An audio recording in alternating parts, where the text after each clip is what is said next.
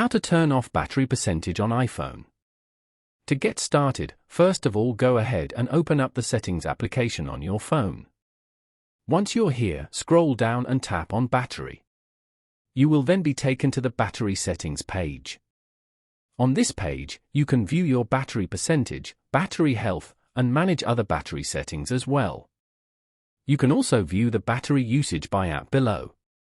As you can see, the battery percentage feature is currently turned on.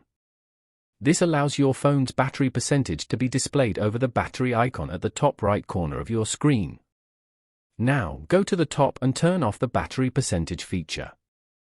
You can always turn this feature back on from here whenever you want.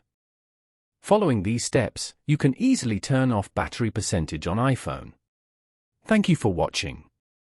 Please leave a like if this tutorial helped you, or leave a comment below if you have any questions related to the video.